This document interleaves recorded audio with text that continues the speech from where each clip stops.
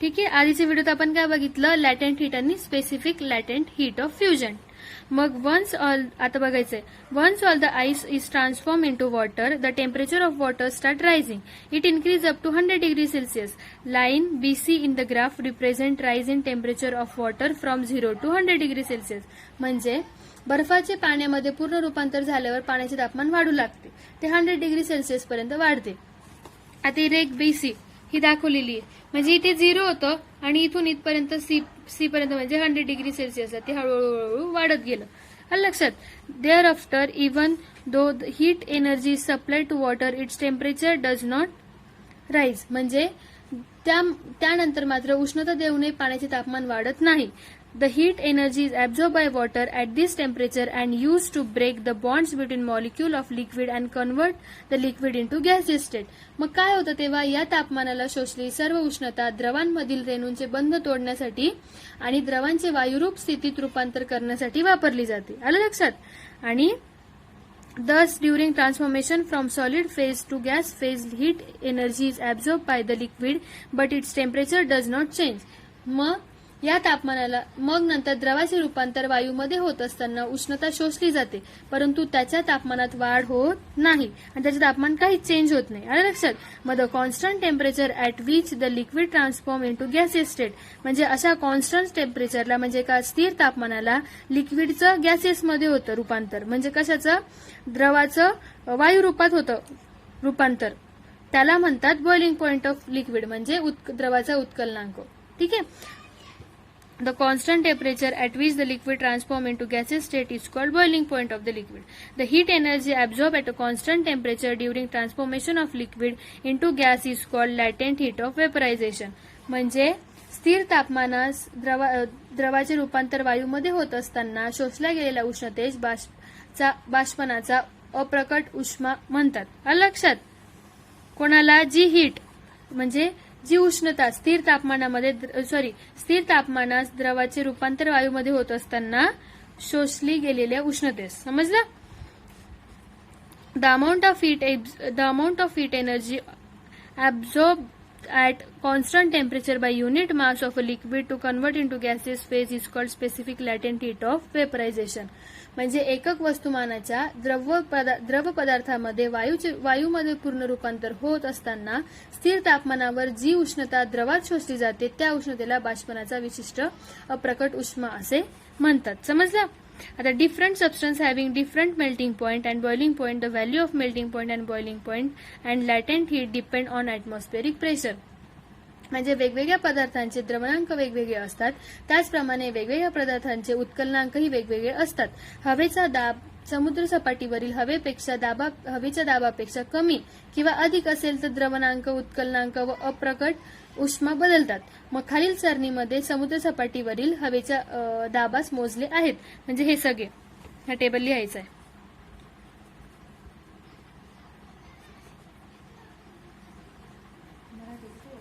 ठीक आहे.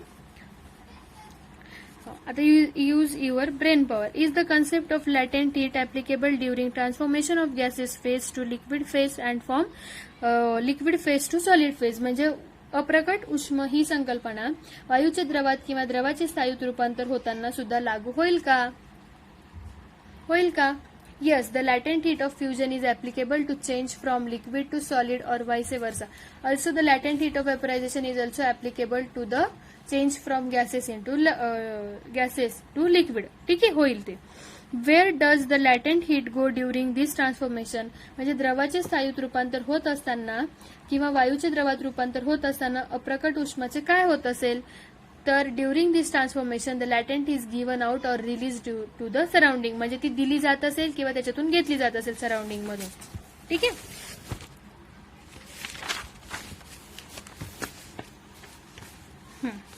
आता काय रेग्युलेशन म्हणजे पुनर्हिमायन. You may have seen the preparation of an ice ball. First, an ice slab is shredded and then shredded ice is pressurized among the tip of a stick to prepare the ice ball. How does the shredded ice converted into solid ice ball? If two small pieces of ice are taken and pressed against each other for a while, they stick they stick to each other. Why does it this happen. म्हणजे बर्फाचा गोळा तयार करताना तुम्ही पाहिले असेल, बर्फ किसून काडीच्या टोकाशी हाताने दाबून गोळा बनवला जातो. हा किसलेला बर्फ पुन्हा घट्ट गोळा कसा बनतो? बर्फाचे दोन खडे होऊन एकमेकांवर दाबून धरल्यास काही वेळाने ते खडे एकमेकांना घट्ट चिकटतात. हे कशामुळे घडते? तर आता बघू. Take a small slab of ice, a thin wire, two identical weights. म्हणजे साहित्य: बर्फाची एक लहान लादी, बारीक तार, दोन समान वजने इत्यादी. आता कृती: put a slab of ice on a stand as shown in figure 5.3. म्हणजे आकृती 5.3 मध्ये दाखवल्याप्रमाणे बर्फाची लादी स्टँडवरती ठेवा. Then hang two equal weights to the two ends of metal wire and put the wire on the slab as shown in the figure. म्हणजे जसं आकृतीत दाखवलंय तसं एका तारेच्या दोन्ही टोकास दोन समान वजने बांधून तार बर्फाच्या लादीवर ठेवा आणि निरीक्षण करा काय घडते. What do you observe? It is observe that wire gradually penetrates the ice slab. After some time the wire comes out of the lower surface of the ice slab. म्हणजे काय होईल? तारेच्या दोन्ही टोका समान वजने बांधून बर्फाच्या लादीवर ठेवल्यास तार हळूहळू बर्फाच्या लादीत रुतत खोलवर जाते, म्हणजे आतमध्ये जाते त्याच्या. नंतर काही वेळाने बर्फाच्या लादीतून बाहेर पडते आणि काही वेळाने काय होईल? ती बाहेर निघून येईल. However the ice converts to liquid due however the ice slab does not break. मग तरी बर्फ का नाही तुटत रे? The phenomenon in which the ice converts to liquid due to applied pressure and the reconverts to ice once the pressure is removed is called regelation.